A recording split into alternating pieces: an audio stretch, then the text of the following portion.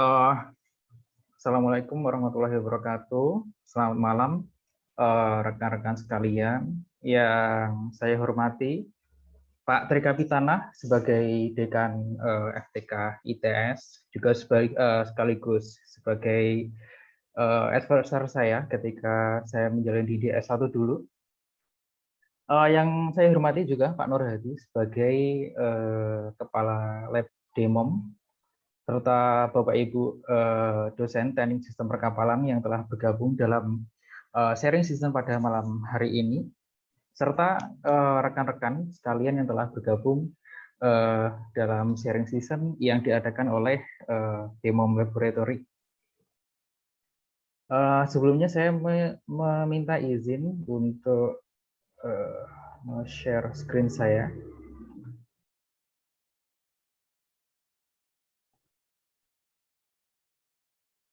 Ya, sebentar.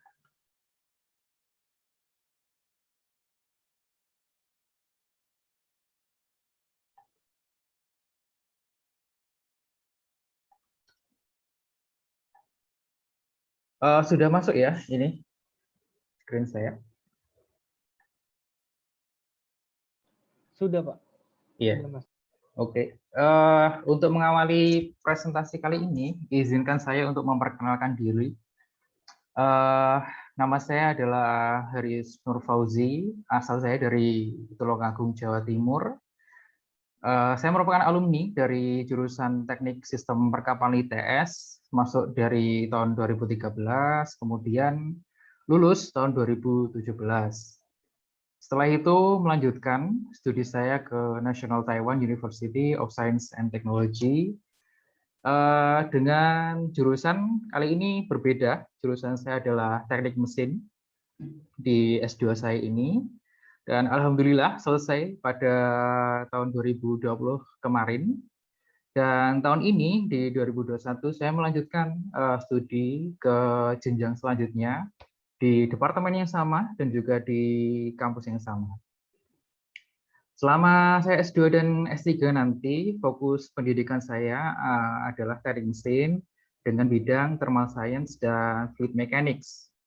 Sedangkan fokus penelitian ada di thermal energy modeling, fluid dynamic modeling, dan juga pengaplikasiannya di ventilation system pada khususnya.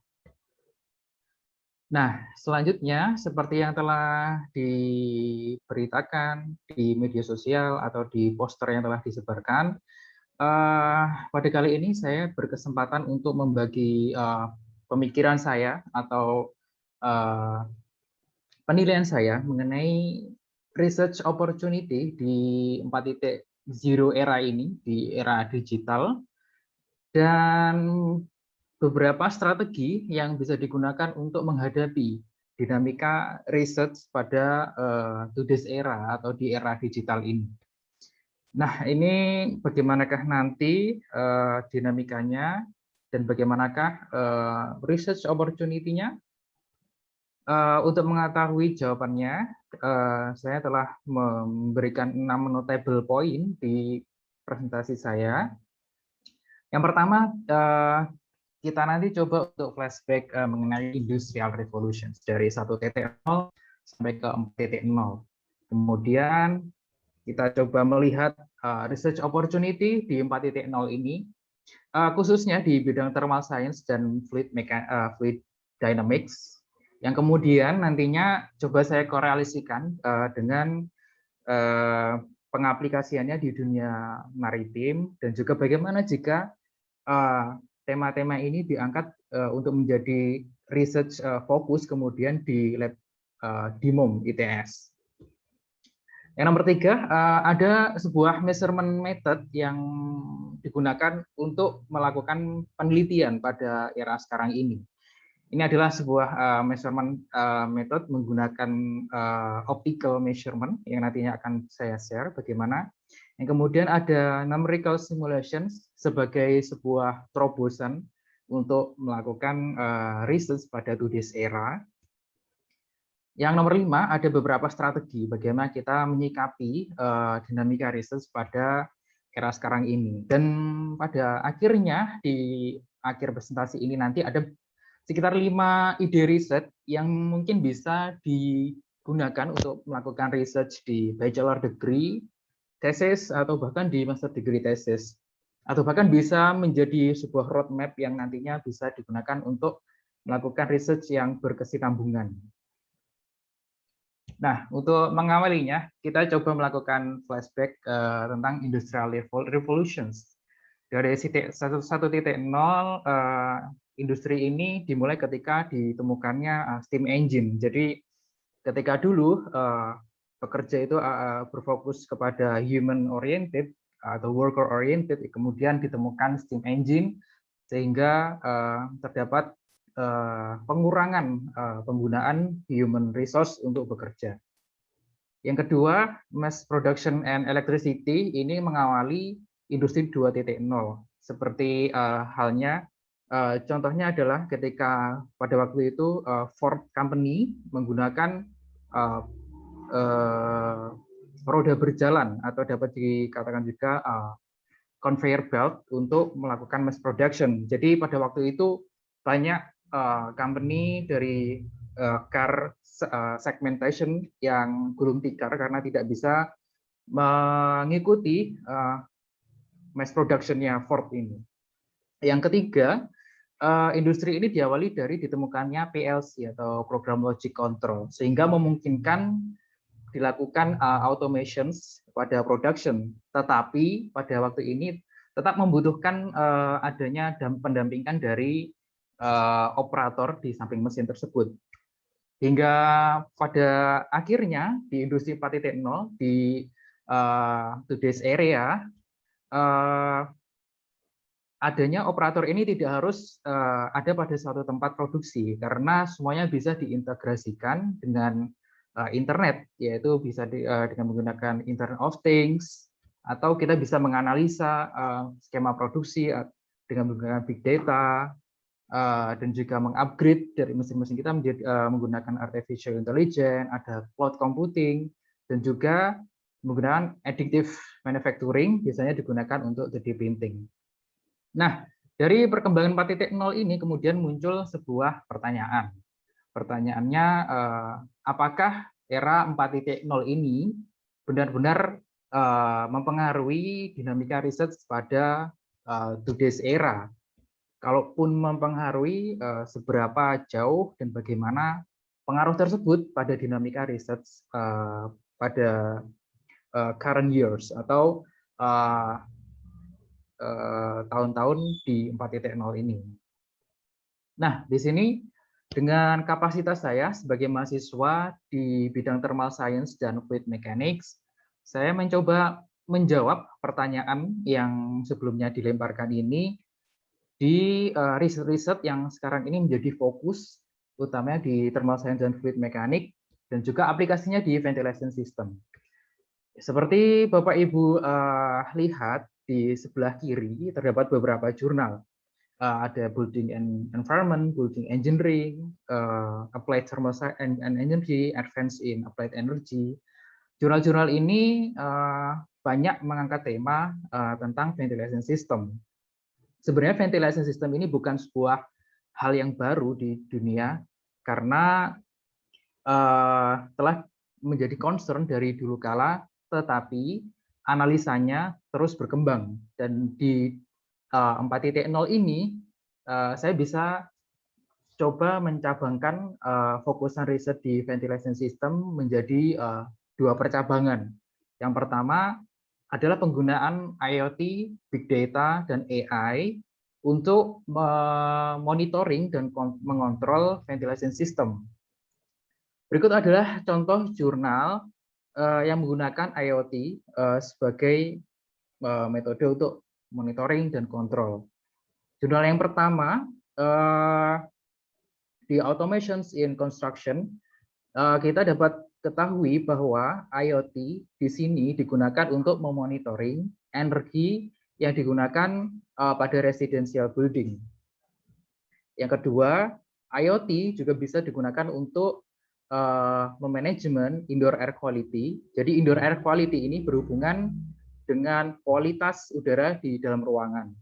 Dan sejak adanya COVID-19, ini salah satu menjadi concern research di current years. Setelah itu IoT juga digunakan untuk manajemen energi di HVAC.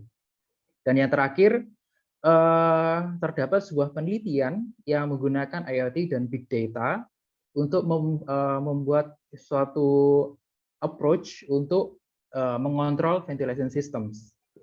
Nah, berdasarkan contoh-contoh ini bisa kita lihat bahwa industri 4.0 yang banyak dipengaruhi oleh IoT, Big Data, dan AI mendorong researcher untuk menganalisa pemanfaatan teknologi-teknologi yang diusung oleh industri 4.0 ini. Dan buktinya terdapat banyak sekali publikasi-publikasi ilmiah yang mengkaji tentang tema ini. Namun di sisi lain, di percabangan yang lain, ternyata masih terdapat researcher yang menganalisa tentang ventilasi, strategi ventilasi ini dengan hanya menganalisis prinsipal parameter seperti velocity, pressure gradient, dan temperatur. Di sini apabila Bapak Ibu mencoba membuka beberapa jurnal seperti yang saya lampirkan, banyak researcher yang hanya menggunakan measurement tools untuk menganalisa velocity atau pressure gradient dan temperatur untuk membuat suatu strategi dari ventilasi. Dan nyatanya di 4.0 ini, topik-topik seperti ini masih sangat relevan dan banyak researcher yang terus menganalisa menggunakan prinsipal parameter. Di prinsipal parameter sendiri, seperti yang telah saya lingkari, di hari-hari ini, ketika kita disandarkan dengan COVID-19 dan juga beberapa penyakit yang airborne, ini menjadikan ventilasi sistem ini menjadi salah satu topik yang sedang hangat-hangatnya. Ketika kita bagi ventilasi sistem ini dibagi menjadi dua, bisa mixing ventilation system dan displacement ventilation system. Ketika Bapak Ibu sekalian masuk ke dalam ruang kelas atau misalkan perkantoran, mungkin akan melihat pemasangan AC yang berada di ceiling atau atap dan juga yang berada di wall atau dinding, namun berada di atas dari human itu sendiri. Nah, kondisi ini sangat mempengaruhi kualitas daripada indoor air dan juga temperatur sendiri.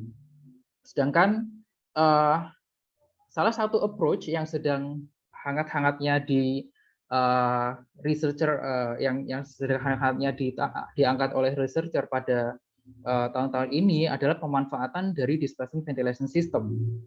Di displacement ventilation system ini researcher coba memberikan fresh air dari arah bawah yang nantinya dengan adanya buoyancy force atau panas dan juga adanya karakteristik daripada airflow, fresh air ini akan naik ke bagian ceiling.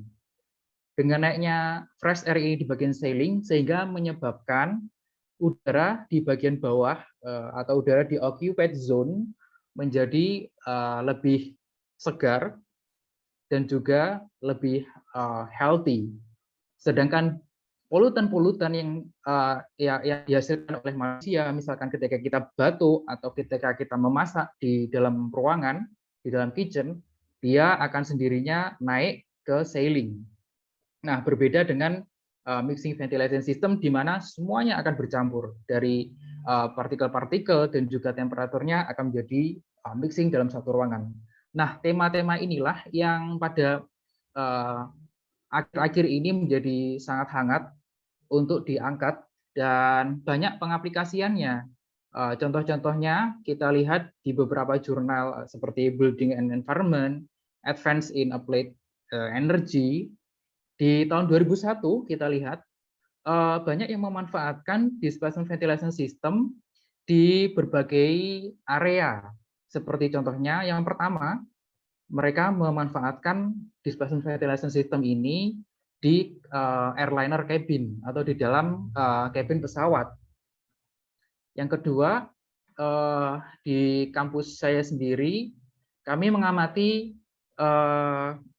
displacement ventilation system ini di sebuah dengan pengaplikasian di sebuah gedung di Taiwan dengan nama Taiwan Building Technology Center. Kami coba membuat model simulasi dan juga mencoba untuk eksperimen secara langsung dan menganalisa bagaimana pengaplikasian dari displacement ventilation sendiri.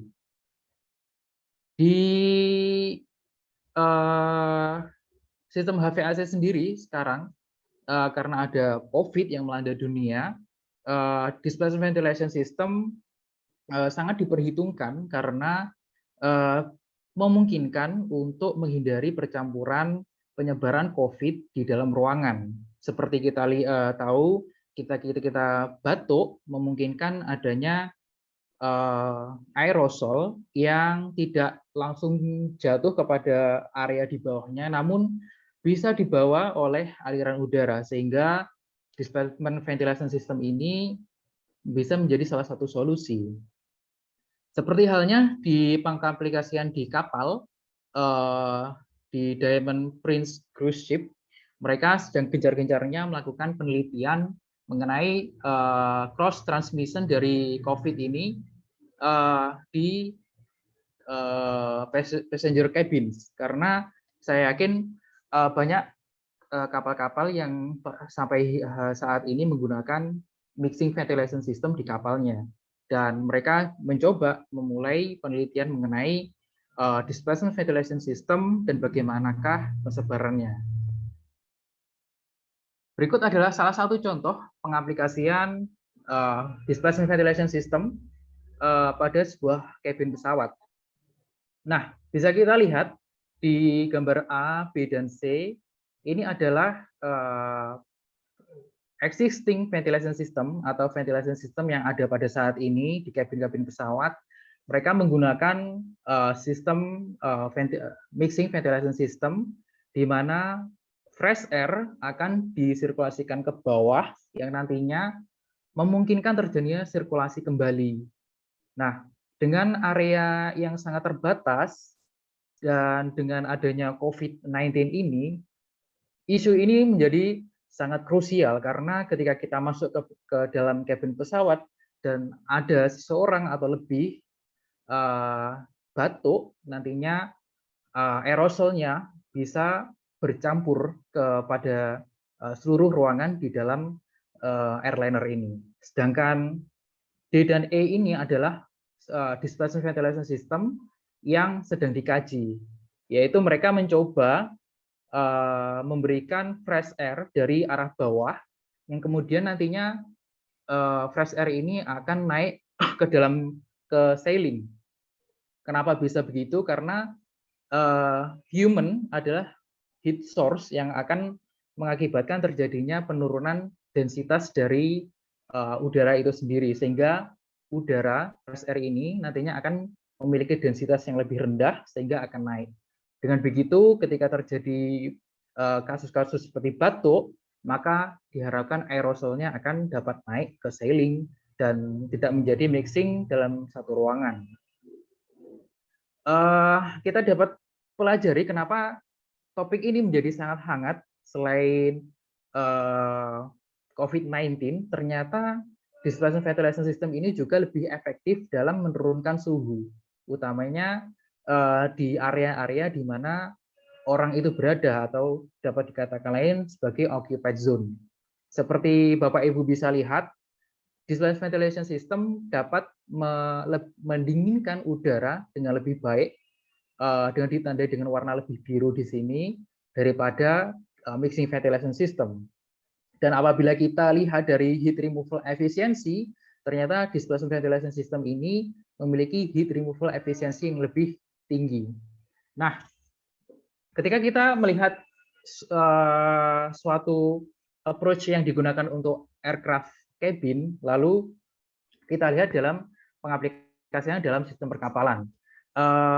Saya setelah mencoba untuk melihat jurnal-jurnal yang membahas ini di sistem perkapalan. Namun sayangnya belum banyak dari researcher yang mencoba mengaplikasikan displacement ventilation system ini ke dunia marine. Contohnya, ini akan menjadi sangat krusial apabila diterapkan di navigation room atau bahkan di engine room.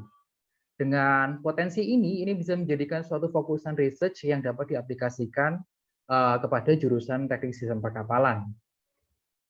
Contoh lainnya pengaplikasian displacement ventilation system adalah pengaplikasiannya di machining plant. Ketika kita lihat ruangan seperti ini, maka bisa diasumsikan atau bisa kita bayangkan bahwa ruangan ini mirip dengan engine room yang ada di kapal. Nah, dengan existing ventilation system yang merupakan ventilasi-ventilasi yang telah diinstal pada hari ini, yaitu menggunakan mixing ventilation system, di mana fresh air-nya masih disuplai pada area atas, biasanya di ceiling atau di dinding bagian atas, sehingga memungkinkan terjadinya mixing di area orang bekerja. Sedangkan ide dari research ini adalah mengaplikasikan displacement ventilation system, yaitu memberikan suplai fresh air di area yang lebih rendah, yaitu di area near daripada floor, sehingga fokusan pendinginan hanya akan difokuskan kepada tempat-tempat machinery berada dan juga tempat-tempat orang bekerja. Bisa kita lihat dari pollutant concentration di ketinggian 0 sampai 2 meter, dapat diketahui bahwa displacement ventilation system yang disimbolkan dengan line berwarna hijau memiliki polutan konsentrasi rendah. Artinya di 0 sampai 2 ini, di mana orang-orang berada, di mana orang-orang bekerja, memiliki tingkat polusi yang lebih rendah ketika kita mengaplikasikan displacement ventilation system. Berbeda dengan ventilasi sistem yang ada saat ini, yaitu mixing ventilation system. Mereka masih memiliki tingkat polusi yang lebih tinggi daripada displacement ventilation system. Selanjutnya kita coba melihat dari sisi temperatur. Ternyata displacement ventilation system juga bisa mendinginkan udara di 0 sampai 2 meter lebih baik daripada existing ventilation system. Sehingga dengan pengaplikasian displacement ventilation system ini, kita mendapatkan dua keuntungan. Yang pertama adalah lebih rendahnya tingkat polusi pada orang-orang bekerja. Dan yang kedua, kita dapat lebih mendinginkan area-area di tempat bekerja dan juga di machinery, sehingga otomatis energinya pun yang digunakan untuk ventilasi sistem akan lebih rendah.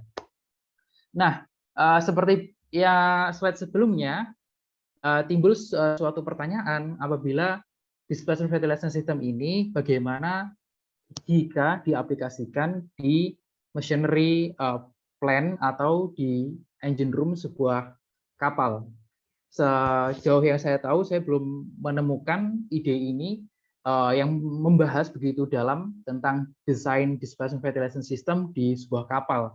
Nah, ini merupakan sebuah opportunity bagi teman-teman yang berada di sistem perkapalan yang tertarik untuk membahas masalah displacement ventilation system ini.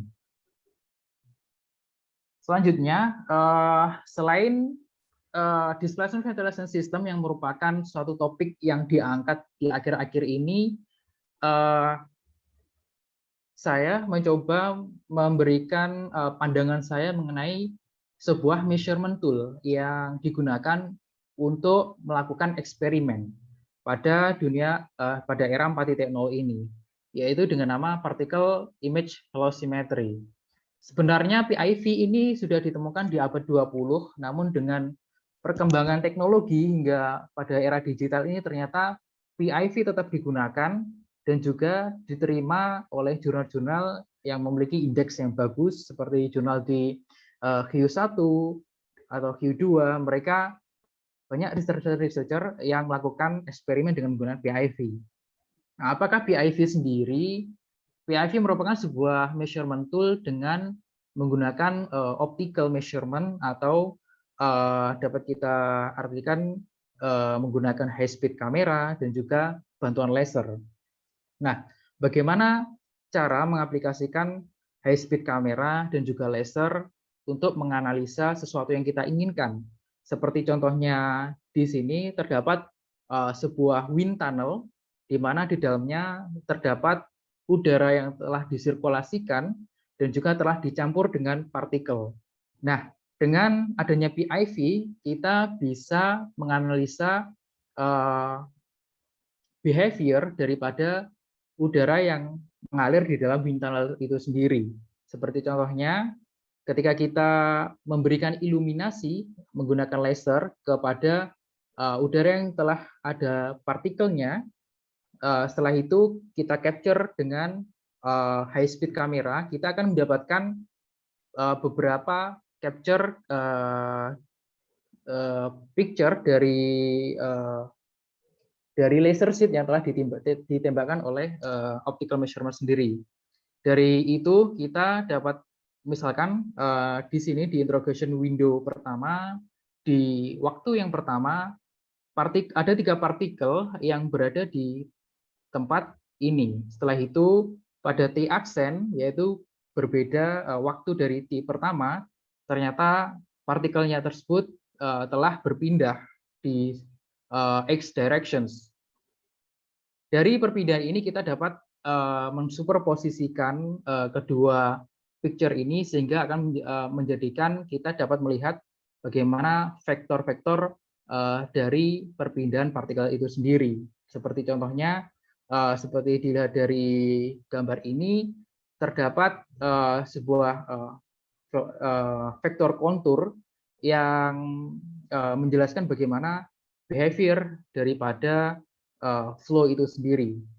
Kenapa PIV ini sangat advantage apabila dimiliki oleh researcher sekarang, karena penggunaan PIV ini sangat bermacam-macam, dari ukuran mikro atau ukuran yang sangat besar dengan menggunakan water tunnel atau dengan menggunakan wind tunnel, sampai dengan menggunakan micro channel, semuanya bisa dilakukan dengan PIV. Dan yang poin pentingnya adalah PIV telah diterima sebagai suatu measurement tool yang memiliki akurasi yang tinggi. Berikut adalah salah satu contoh penggunaan PIV pada dunia marine. Bisa kita lihat di gambar berikut, ada sebuah aircraft carrier dan juga sebuah helikopter. Helikopter ini akan mendarat di aircraft carrier ini. Namun ada beberapa pertimbangan yang dipertimbangkan sebelum helikopter ini melakukan landing di area carrier deck ini. Yaitu yang pertama adalah adanya udara sekitar yang bisa jadi menabrak superstructure yang berada di aircraft deck. Seperti contohnya dari depan, dari belakang, dari port side atau dari starboard, pasti akan ada udara dari environment yang akan menabrak superstructure ini sehingga bisa mengakibatkan yawing atau ketidakseimbangan dari kapal itu sendiri, sehingga perlu dilakukan analisis mengenai hal tersebut. Nah, ketika kita menggunakan analisis eksperimen dengan secara langsung, pastinya akan membutuhkan cost yang sangat besar untuk bisa menyewa kapal-kapal ini. Namun dengan PIV kita bisa membuat suatu pemodelan yang mana kita bisa meng-scale down kapal ini menjadi lebih kecil dan menganalisanya dengan menggunakan PIV. Seperti contohnya, ketika ada udara yang ditembakkan dari arah ini kanan ke kiri, dan hal ini akan menabrak superstructure daripada aircraft carrier. Nah, bagaimanakah respons dari tabrakan udara ini yang akan nantinya dianalisa menggunakan PIV. Berikut adalah hasil dari analisa PIV terhadap tabrakan tersebut. Seperti yang dilihat, ternyata udara yang menabrak superstructure ini akan mengakibatkan separation atau pembelahan arah, yaitu dari sisi yang berwarna orange dan juga sisi yang berwarna hijau dan kebiruan. Sisi yang berwarna orange, mereka akan terus ke belakang atau ke samping karena tidak menabrak dari superstructure. Sedangkan beberapa udara yang menabrak kepada superstructure akan mengakibatkan adanya sirkulasi, sehingga akan mengakibatkan peningkatan pressure yang akan mendorong aircraft carrier ini ke bagian samping.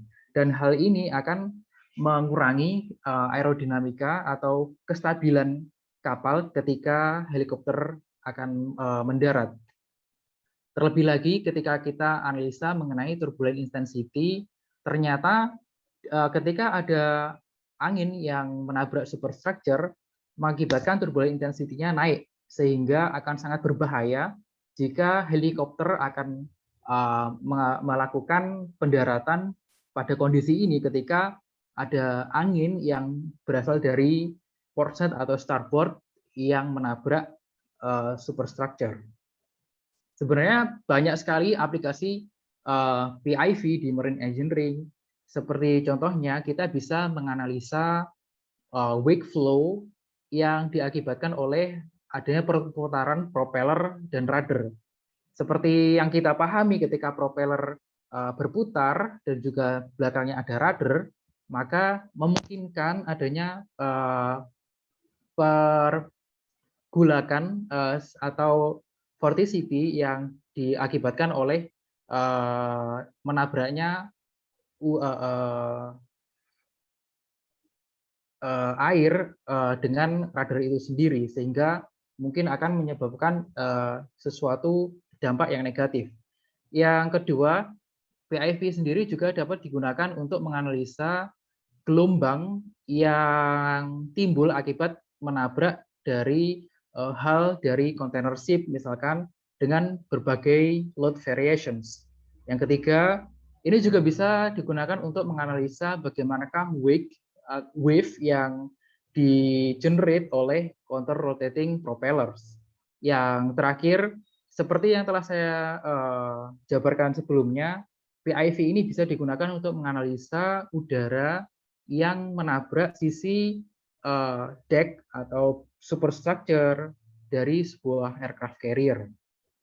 Nah, kita melihat dari penggunaan PIV ini memang sangat banyak dan sangat bermacam-macam. Namun dari segi economical, mungkin saja untuk menginvestasikan PIV ini membutuhkan dana yang tidak sedikit. Oleh karena itu, ada sebuah terobosan menggunakan numerical simulations untuk sebagai sebuah terobosan untuk menggantikan PIV. Walaupun kita tidak bisa menggantikan secara sepenuhnya atau secara saintifik, PIV diganti dengan numerical simulations. Nah, kenapa numerical simulation ini bisa dikatakan sebagai sebuah terobosan? Karena memungkinkan kita bisa menghasilkan suatu research dengan biaya yang lebih ekonomis dan juga waktu yang lebih cepat dan tenaga yang lebih sedikit dengan menggunakan aplikasi numerical simulations. Seperti contohnya ketika kita melakukan analisa wave yang mungkin dihasilkan oleh suatu ship blade, kita bisa menggunakan numerical simulations untuk menghasilkan analisa tersebut. Numerical simulation sendiri adalah suatu metode yang memecahkan governing equation seperti continuity equations, momentum, dan energi kepada kontrol volume yang diaplikasikan kepada bidang yang sedang kita analisa. Berikut adalah salah satu contoh pengaplikasian numerical simulations yang menurut saya sangat economical dan bisa ditiru oleh researcher di Indonesia.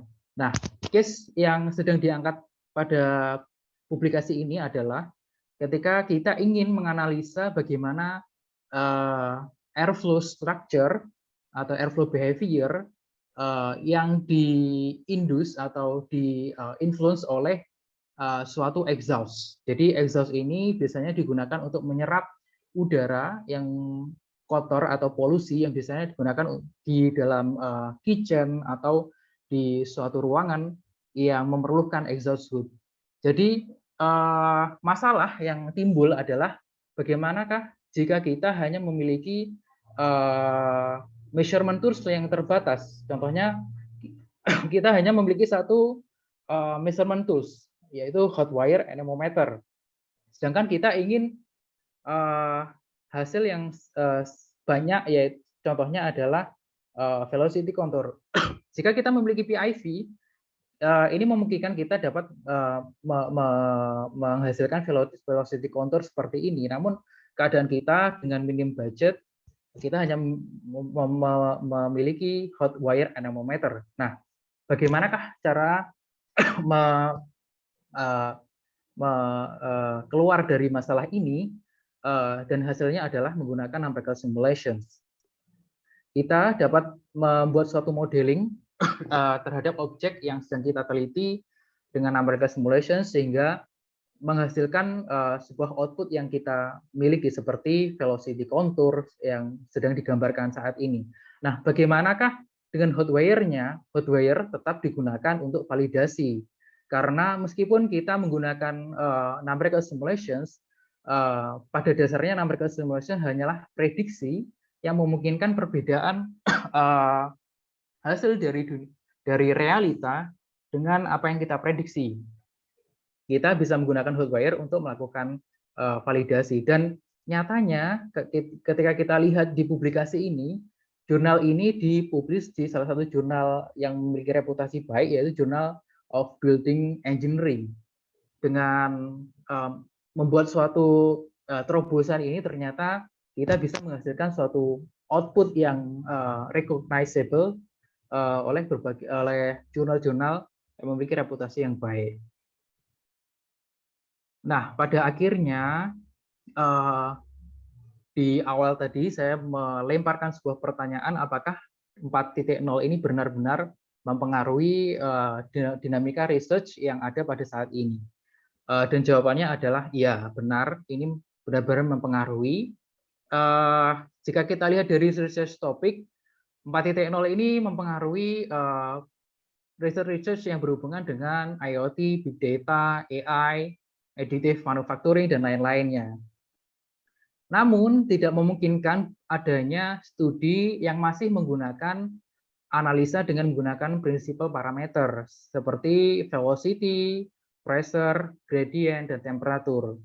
Namun ketika para researcher menggunakan analyzing prinsipal parameter, konsekuensinya ada upgrade dari measurement tools. Seperti contoh ketika kita menggunakan eksperimen, maka adanya upgrade dari measurement tools menggunakan high level accuracy of measurement instrument, seperti contohnya PIV yang saya sebutkan tadi. Sedangkan ketika kita menggunakan simulasi, kita bisa dicabangkan oleh dua opsi. Yang pertama, kita bisa menggunakan advanced numerical simulation software seperti ANSYS, Flowterm, atau StarCCM, Energy Plus, dan lain-lainnya. Namun kebanyakan dari advanced numerical simulation ini bersifat komersil atau kita harus membayar license. Lalu bagaimana ketika kita tidak memiliki budget, baik dari eksperimen atau baik untuk beli license dari software-software ini, kita bisa menggunakan options dari own developed numerical solver. Kita bisa menggunakan Fortran atau Python untuk mendevelop solver yang nantinya bisa memecahkan modeling-modeling di dunia fluid, di dunia modeling, di thermal science dan fluid mekanik. Dan apabila teman-teman memiliki pengetahuan yang advance mengenai bahasa pemrograman, teman-teman bisa menggunakan Python ini dengan aplikasi AI untuk lebih memberikan improve pada modeling-modeling yang mungkin disediakan seperti ANSYS atau OpenFOAM. Mereka memiliki suatu package yang telah ada di software tersebut. Namun dengan pengetahuan yang teman-teman miliki, mungkin teman-teman bisa develop software sendiri yang bahkan bisa melampaui ANSYS itu sendiri. Dan hal ini memang saat ini sedang dilakukan penelitian di departemen saya, di lab saya. Teman-teman dari S3 sedang mendevelop solver-solvernya sendiri menggunakan Fortran dan juga Python untuk mensimulasikan fluid flow dan juga thermal energy distributions yang diaplikasikan di berbagai bidang seperti halnya renewable energy dan juga di environmental issue. Pada akhirnya, bagaimanakah sikap kita untuk menghadapi dinamika research pada dunia 4.0 ini? Yang pertama, kita bisa mengupgrade measurement tools seperti yang saya presentasikan. Mungkin kita bisa menggunakan PIV yang akan dikombinasi dengan eksperimental yang lain atau numerical simulation sehingga kita memiliki akurasi measurement yang lebih tinggi. Lalu kita bisa belajar programming language dan juga open source software. Nah, ini mungkin bisa diterapkan di DEMOM sendiri yang tadinya mencantumkan modeling dan juga analisis, dan juga ada lagi Pak Hari Prastowo yang juga seseorang yang advance di modeling atau knowledge tentang fluid itu sendiri. Teman-teman bisa mencoba mendevelop algoritma yang teman-teman bikin sendiri tentang bagaimana memecahkan suatu persoalan di dunia fluid itu sendiri. Nah, yang ketiga adalah in-depth understanding of basic knowledge, yaitu matematik dan physics. Ketika kita melihat jurnal-jurnal yang sekarang beredar, pastinya terdapat berbagai macam analytical yang disematkan pada publikasi itu sendiri. Dan ketika kita melirik pada technical jurnal, maka tidak lepas dari kedua mata kuliah ini sendiri atau learning center dari mathematics dan juga physics ini sendiri. Oleh karena itu di Taiwan Tech atau di NTST kami belajar basic knowledge seperti advanced mathematics for engineering. Setelah itu kita belajar tentang laminar flow theory dan turbulent flow theory. Setelah itu ada conduction heat transfer dan juga convection heat transfer yang nantinya kita mengetahui basic knowledge itu sendiri yang akan diaplikasikan ke sesuatu yang lebih advance. Dan yang terakhir, read more paper, karena ini bisa membuka ide-ide yang teman-teman ingin lakukan seperti untuk memecahkan kasus-kasus yang sedang diteliti di tesis-tesis teman-teman. Pada akhirnya, saya merangkum ada 4 ide yang mungkin bisa digunakan untuk penelitian di tesis teman-teman yang sedang ada di bachelor atau bahkan master degree student. Yang pertama, teman-teman bisa coba menganalisa atau mendesain sebuah underflow air distribution system yang diaplikasikan di ship engine room. Karena penelitian ini sejauh ini masih belum banyak, dan sedangkan underfloor air distribution system sendiri banyak diaplikasikan di building atau seperti contohnya di high rise building, sedangkan di marine sendiri sangat minim, sehingga teman-teman bisa mengulik-ngulik tema tentang ini. Yang kedua, masih di ventilation system sendiri, teman-teman bisa mencoba menginvestigate tentang thermal comfort berhubungan dengan temperatur, dan juga indoor air quality berhubungan dengan polusi yang dihasilkan oleh existing ventilation system dan juga mixing ventilation system, dan yang terbaru adalah dispersion ventilation system yang diaplikasikan pada seperti ship kitchen room atau navigation room atau engine room. Nah, teman-teman bisa mencoba menganalisa airflow karakteristik, temperature distributions atau particle distributions dari berbagai ventilation system itu sendiri. Yang nomor 3, teman-teman bisa menganalisa energy consumption dari berbagai ventilation system yang diaplikasikan di dalam berbagai ruangan di dalam sebuah kapal. Dan yang terakhir, teman-teman bisa mencoba menganalisa bagaimana cara mengimprove indoor air quality berhubungan dengan polusi dan juga thermal comfort di passenger ships dengan sebuah ventilasi sistem yang baru. Seperti slide sebelumnya, banyak banyak researcher yang fokus mengenai persebaran dari COVID-19. Nah, bagaimana jika kita mengaplikasikan ventilasi sistem yang baru di sebuah passenger ship sehingga dapat mengimprove indoor air quality, yaitu decrease polutan, dan juga kita dapat menambah thermal comfort, dan tentunya akan memerlukan less energy. Nah, topik-topik ini bisa dianalisa dengan menggunakan eksperimen yang pertama, atau yang kedua, apabila teman-teman berkeinginan untuk melakukan modeling atau simulations, teman-teman bisa menggunakan free software seperti OpenFOAM dan juga ANSYS Academic.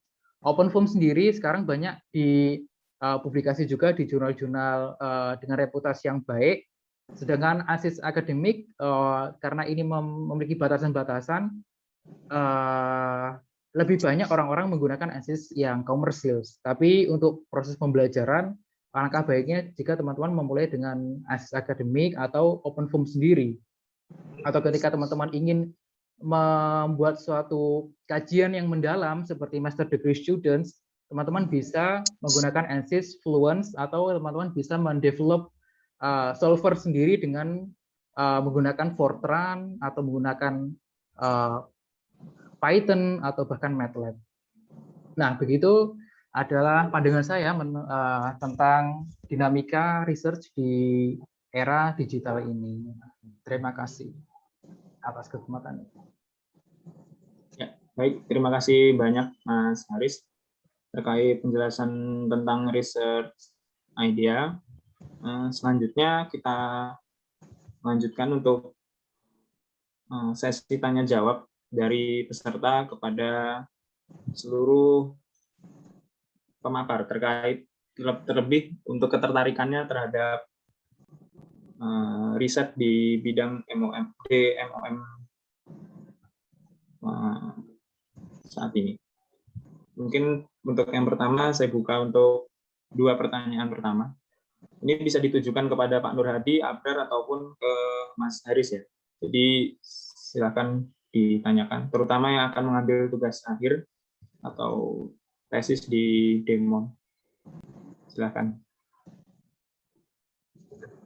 Ya, saya Rahmat Gunawan, alumni DEMON, ingin bertanya. Oh ya, silakan. Yang pertama, Assalamualaikum warahmatullahi wabarakatuh. Selamat malam Pak Trika, Pak Nur Hadi, dosen-dosen Siskal dan kawan-kawan alumni, serta teman-teman member DIMOM. Terima kasih atas presentasi dari Pak Nur Hadi, kawan-kawan DIMOM, yang saya rasa perkembangan DIMOM sangat impresif. Kemudian terima kasih juga untuk presentasi dari Mas Haris yang saya rasa sangat inspiratif sekali. Saya sangat setuju dengan apa yang disampaikan Mas Haris tentang approach kita di era 4.0, di mana kita harus memperkuat fundamental knowledge kita dan belajar programming language, karena saya merasakan sendiri tentang susahnya itu dan dituntut untuk harus seperti itu. Mungkin pertanyaan pertama simple ke Mas Taufik yang tadi mempresentasikan tentang AI. Tadi saya lihat Mas Taufik develop untuk proses image-nya pakai Python. Saya mau tanya, library-nya apa aja selain NumPy tadi ya? Itu. Terus yang kedua, pertanyaan untuk Mas Haris. Mungkin saya nggak masuk ke detail lebih dari lebih ke arah apa ya, higher perspective gitu. Jadi ini mungkin merupakan problem klasik kita ketika industri ingin mengimplementasikan sesuatu yang baru atau let's say yang canggih. Industri cenderung menghadapi dua masalah utama. Pertama tentu pengimplementasian tersebut belum tentu menjawab kebutuhan market demands kita. Yang kedua mungkin kebijakan dan infrastruktur yang ada yang tersedia juga belum mendukung. Dan pada akhirnya sebagai entitas bisnis, jika kita ingin terus memaksakan hal tersebut, kita cenderung menghabiskan lebih banyak OPEX, operational expenditure, atau CAPEX, capital expenditure, jadi profit margin kita akan mengecil. Jadi pertanyaan saya adalah, dengan dihadapkan oleh dua hal tersebut, apa yang bisa dilakukan researcher personally, secara personal, supaya hasil risetnya bisa lebih dilirik oleh industri. Ya memang tentu kita tidak bisa selalu mengandalkan bantuan dari pihak eksternal karena memang kita tidak selalu berada pada ekosistem yang mendukung ya. Mungkin kalau saya sendiri di Eropa sudah mudah, ada European Research Project, ada banyak platform, ada banyak project dari pemerintah sendiri juga telah menyediakan research tax credit yang sangat mendukung research dan development di tingkat industri gitu. Itu Mas Haris dan Pak Nur Hadi. Mas Taufik ya. Maaf. Terima kasih. Ya, baik. Saya berikan ke Mas Taufik Reza terlebih dahulu untuk menjawab. Oh, iya. Ternyata sedang tidak standby. Jadi dari Mas Taufik dijawab lewat chat. Biar izinkan saya untuk membacakan. Untuk library yang digunakan ada beberapa antara lain OpenCV dan TensorFlow untuk object detection-nya. Maaf, bisa diulangin? Untuk library yang digunakan ada beberapa antara lain OpenCV dan TensorFlow untuk object detection. Mungkin jika ingin memperjelas bisa ditanyakan kembali agar dijawab lewat chat lagi sama Taufik. Iya. Oke, terima kasih. Sudah terjawab sepertinya Taufik. Sekarang ke Mas Haris, silakan untuk menjawab. Iya, terima kasih Mas Rahmat. Sekarang kita bertemu lagi setelah berapa tahun ini ya? 5 tahun belum bertemu kita. Iya, menarik ini pertanyaannya, Mas. Memang ketika kita memiliki suatu ide research, kemudian mau diimplementasikan ke industri, industrinya memiliki suatu pertimbangan yang lain. Apakah itu akan mendukung dari sisi, mungkin secara ekonomikal faktornya atau dari kebijakannya juga. Kalau di Taiwan sendiri berdasarkan keadaan yang berada di Taiwan, jadi Taiwan sendiri adalah suatu negara yang fokus di semikonduktor. Jadi fokus dari produksi industrinya banyak berhubungan dengan semikonduktor. Jadi keadaannya adalah industri-industri mereka memberikan banyak research opportunity kepada akademisi-akademisi. Jadi research yang sedang dibahas di dalam kampus banyak yang diadopsi dari permasalahan yang berada di industri. Dan bahkan di Taiwan sendiri, khususnya di Taiwan Tech, kita menambahkan mata kuliah ke dalam mata kuliah kita di teknik mesin yang fokus mengenai semikonduktor. Jadi selain industri ini memberikan kesempatan untuk kita melakukan research yang berhubungan dengan masalah-masalah tentang semikonduktor, kita juga belajar tentang basic knowledge atau ilmu-ilmu yang dibutuhkan untuk menguasai semikonduktor itu sendiri. Dan bahkan saya berpengalaman mengikuti suatu interview di Taiwan. Mereka menginterview mengenai apakah saya mengetahui tentang produksi dari semikonduktor itu sendiri dan bagaimanakah masalah-masalah yang mungkin muncul dari produksi semikonduktor. Dan ketika saya menjawab, ternyata mereka bertanya kembali, apakah kamu telah mendapatkan materi itu di dalam dunia kampus, apakah pernah melakukan project research yang kamu lakukan di kampus itu sendiri.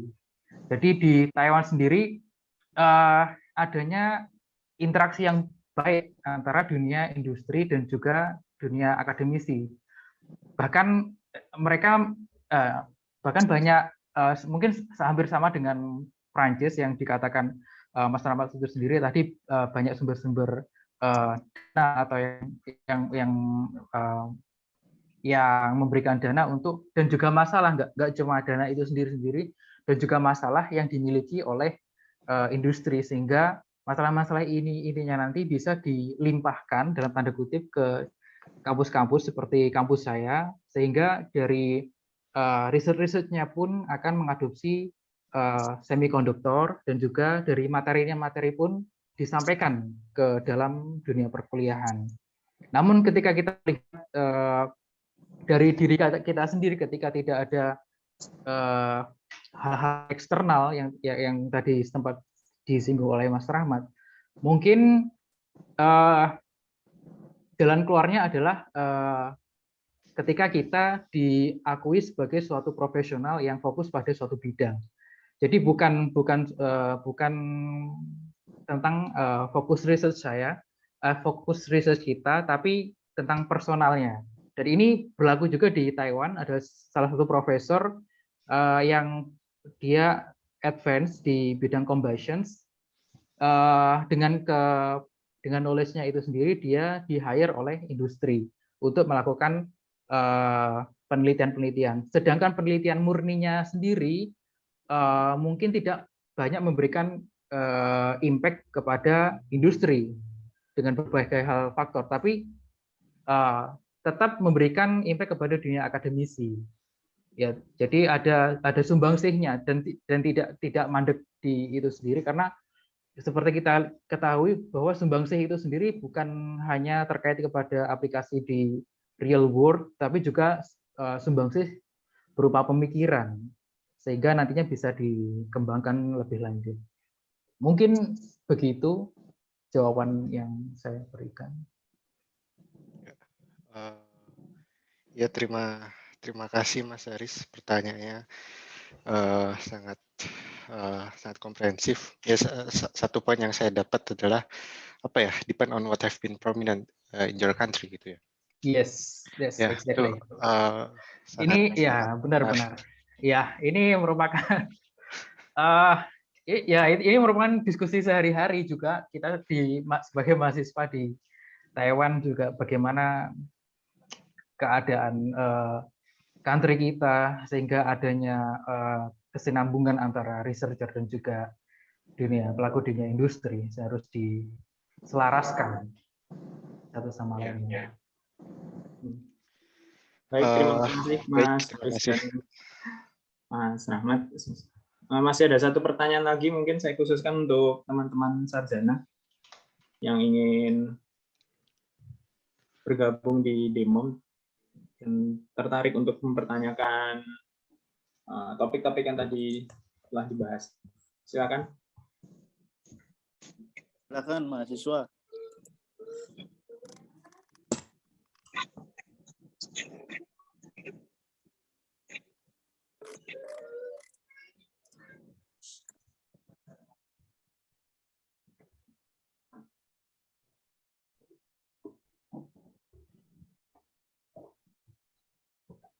Tidak ada yang tanya.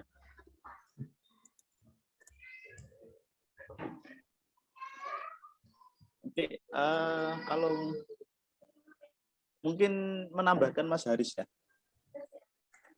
Ya, silakan. Sedikit menambahkan. Jadi kalau misalkan kita hubungkan tadi ya, kalau saya melihat presentasinya Mas Haris ya menarik ya di bidang HVAC gitu ya. Jadi terutama bidang thermal fluid ya tadi, kemudian masuk ke HVAC dan sebagainya. Nah, kalau kita melihat dari sisi yang di slide nomor berapa tadi di awal ya, slide nomor 6 gitu ya, saya catat bahwa kalau kita hubungkan dengan digital marine operation and maintenance, mungkin teman-teman S1 atau S2 yang tertarik gitu ya untuk gimana menghubungkan antara thermal tadi ya dengan demom gitu ya.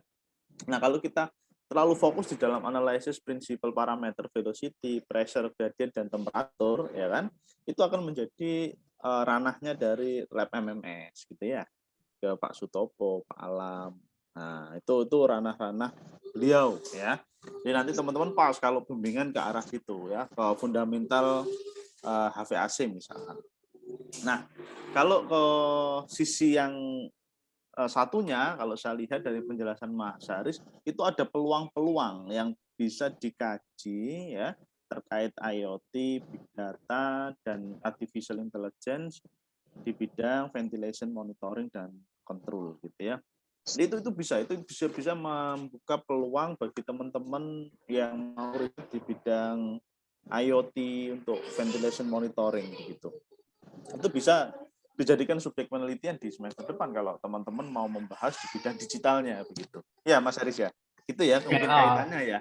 Benar Kalau sekali. kaitan antara digital, memang demam ini ya nggak bisa dipisahkan dengan lab lain ya. Artinya kalau kita membahas NOx gitu ya, nanti larinya misalkan ke MPP, ke emisi gitu ya. Kalau kita membahas, kita harus ada digitalnya begitu ya.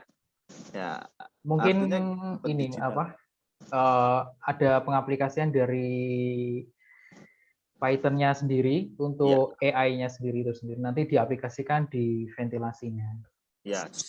Jadi teman-teman yang seperti Mas Taufik itu tadi ya, itu pakai neural network itu pakai Python ya, sebenarnya pakai Python, berbasisnya artificial intelligence.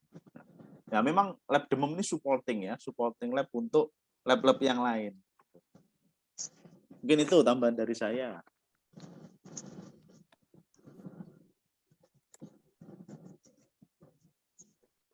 Mungkin sudah pukul berapa ini Mas Afif ya? Hampir jam 9.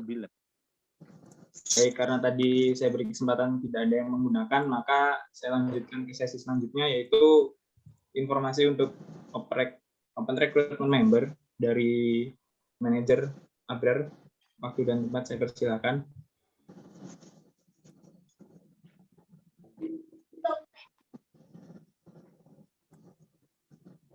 Ya, terima kasih MC.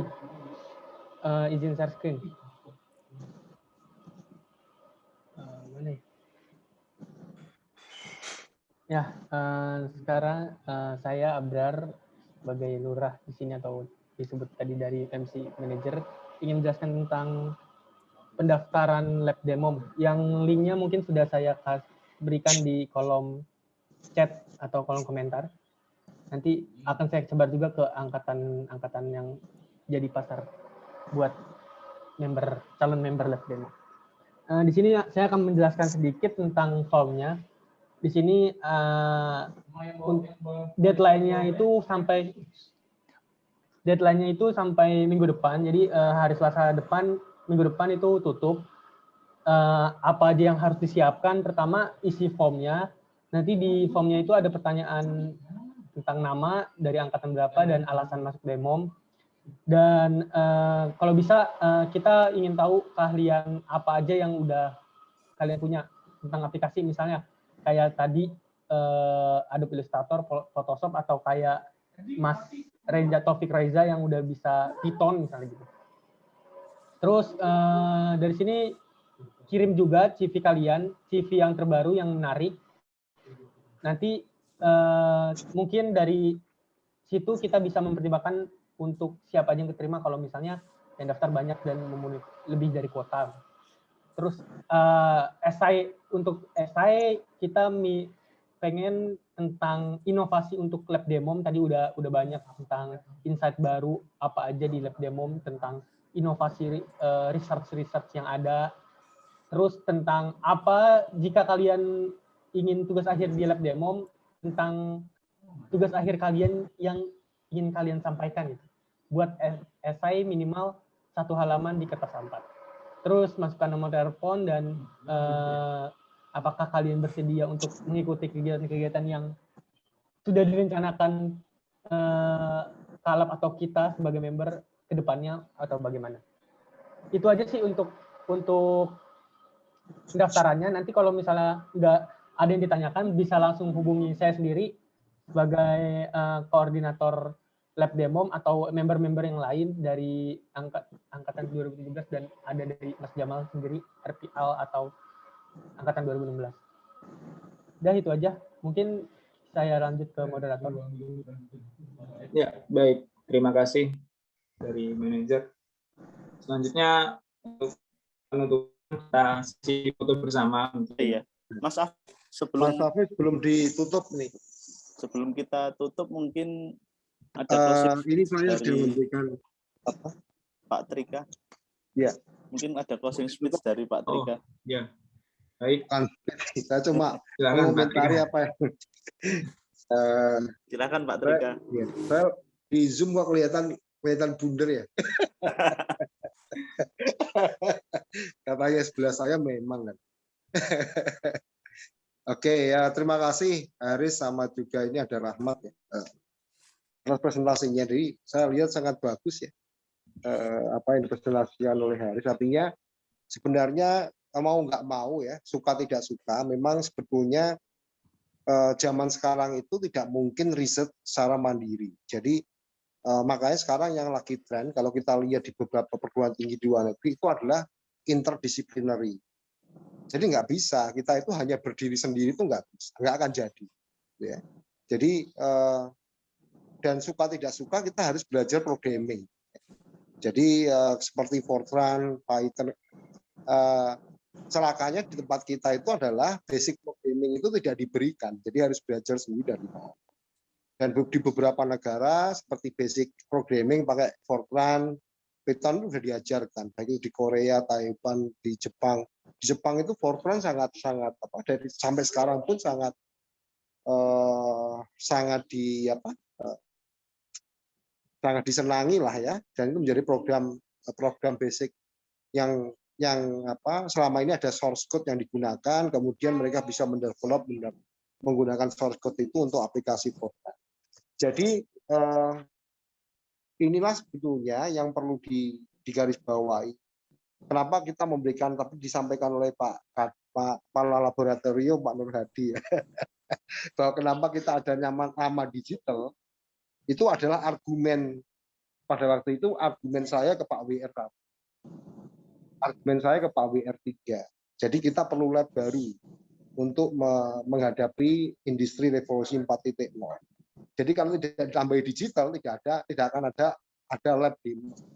Itu alasan yang harus kita pegang, sehingga makanya bahwa untuk menghadapi revolusi industri 4.0, mau tidak mau, dan kita harus banyak belajar tentang programming, Python, analisa yang sebagainya, IoT, big data, kemudian virtual reality, augmented reality, kemudian kita juga harus bicara ke robot, ke drone dan sebagainya, karena harus dipaksa. Sebenarnya begini, saya pribadi yakin bahwa mahasiswa ITS itu mahasiswa yang pintar. Kalau mereka nggak dipaksa itu nggak akan keluar idenya, sehingga harus dipaksa. Ya. Sehingga saya kasih challenge gitu ya. Dulu awalnya adalah saya kasih challenge. Saya udah bosan dengan penelitian ini. Saya minta penelitian yang lain ya. Dari awalnya kan dulu virtual reality itu kan siapa ya? Rafiki apa siapa Rizky ya? Itu kan sebenarnya challenge, ya. Tantangan. Saya pengennya nggak mau yang itu, harus ada yang berbeda. Sekarang zamannya berbeda. Kemudian saya nggak mau virtual reality, sama maunya saya AR, augmented reality. Harus belajar. Jadi sebenarnya yang perlu kita garis bawahi adalah orang yang akan berhasil itu yang mampu beradaptasi, ya. Yang mau beradaptasi. Haris itu dulu belajar chemical ya, Haris ya, sama biologi ya, sama Bu apa?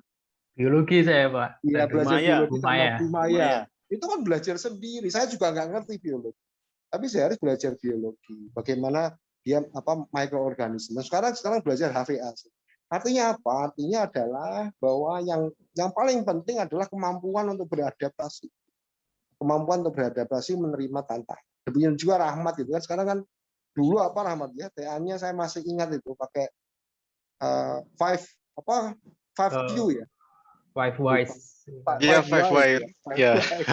Untuk Saya malu Pak kalau ingat Pak. Ya, 5 wise untuk mengidentifikasi potensi. Sekarang kan sudah berubah total. Sekarang kan lebih banyak ke hidro ya, Rahmat. Energi efisiensi Pak. Dulu kuliahnya hidro Pak. Ya, sudah bukan hidro ya. Sekarang sudah ke energi efisiensi. Ya. Artinya bahwa yang paling penting adalah kemampuan kita untuk menghadapi perubahan-perubahan yang akan datang. Jadi kalau kita lihat teori evolusi ya, Darwin itu benar bahwa orang yang tidak bisa beradaptasi itu adalah orang yang akan tertinggal, yang tidak akan bisa menghadapi tantangan. Nah, itu yang sebenarnya yang perlu kita lakukan di dalam laboratorium ini. Kenapa kita memberanikan diri, walaupun saya itu juga programnya nggak ngerti.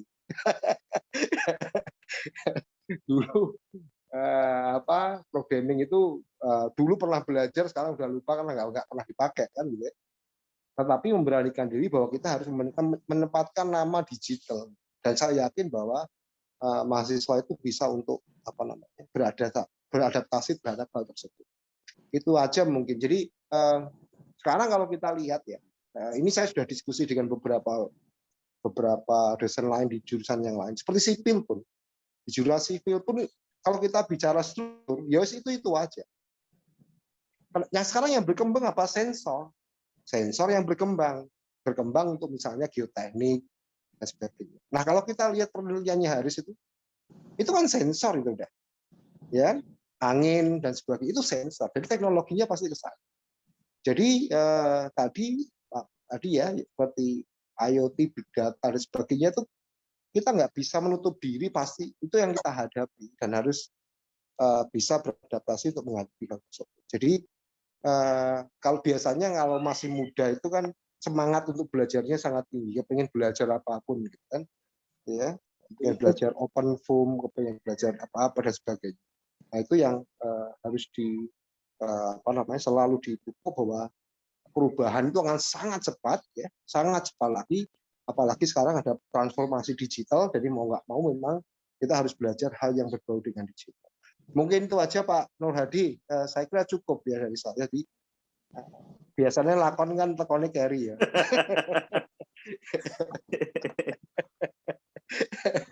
Tapi saya sudah di rumah tadi, baru di kantor. Saya kira cukup sekian. Akhir kata, wassalamualaikum warahmatullahi wabarakatuh. Terima kasih atas. Terima kasih. Oh ya, saya mau mengusulkan Hadi. Jadi gini, saya mengusulkan. Jadi selain sesuatu yang sifatnya keilmuan, ini kan banyak. Sebenarnya kita banyak belajar ke teman-teman yang lain. Jadi, banyak ide kayak misalnya bisa Pak Rahmat ataupun Haris ini bisa bicara sebenarnya bagaimana sih strateginya bisa mendapatkan beasiswa. Itu kan kadang-kadang kita teman-teman kita kan alumni di MOM itu mungkin ada yang mau sekolah lagi gitu kan. Ini ada beberapa yang berusaha untuk mendapatkan beasiswa. Jadi itu mungkin bisa difasilitasi oleh laboratorium gitu Pak Adi. Jadi tips dan triksnya kan bisa kita tanya gitu ya. Kalau nggak salah ada lagi yang di NTUST, siapa Haris, lupa saya. Sanisa Pak. Danisa ya. Oh iya, Sanisa. Danisa belum lulus ya? Insya Allah semester ini Pak. Ya, itu kan kalau saya tahu Danisa pada waktu saya di IPO kan sangat aktif nyari beasiswa ya. Ya. Ikut interviewnya NTUST dan sebagainya. Tapi nggak tahu perkembangan berikutnya bagaimana proses diterimanya setelah interview.